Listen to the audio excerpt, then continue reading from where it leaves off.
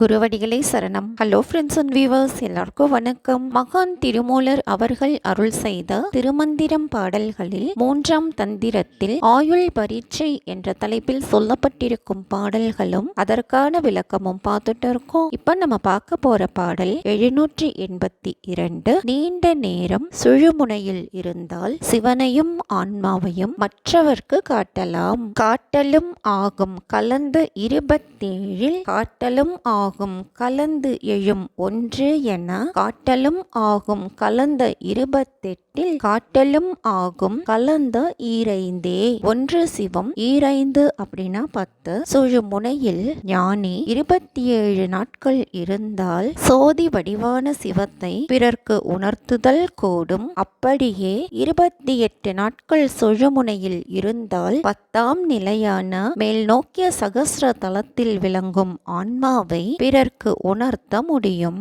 பாடல் 783. யோகியர்க்கு காலம் செல்வதே தெரியாது. 2 5 2 8 பார் அஞ்சி நின்ற பகை 10 நாள் ஆகும். பாரம் செய்கின்ற வகை 6 ஆமாகில் ஓர் அஞ்சொடு 1 என 1 நாளே.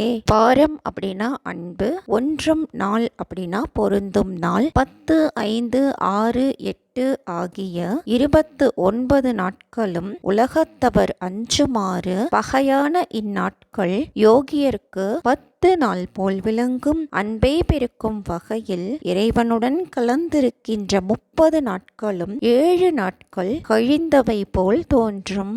பாடல் 784. காலம் விரைவாய் செல்வது போல் தோன்றும். ஒன்றிய நாட்கள் ஒரு 31 ஆகில் கன்றிய நாளும் கருத்துற 3 ஆகும். சென்று உயிர் நாள் 8 சேரவே நின்றிடின் மன்று இயல்பு ஆகும் மனையில் 2.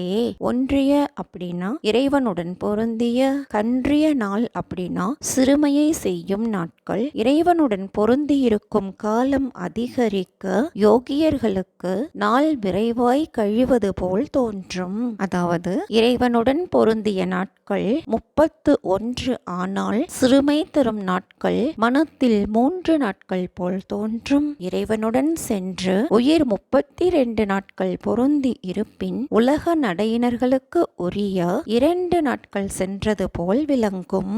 பாடல் 785. 3 மாதம் சகஸ்ரதலத்தில் வினையின்றி இருப்பவர் சிவம் ஆவார். மனையினில் ஒன்றாகும் மாதமும் 3 சுனையில் 1 ஆக தொனித்தனன் நந்தி வினையற ஓங்கி வெளி செய்து நின்றால் தனைவுற நின்ற தலைவனும் ஆமே.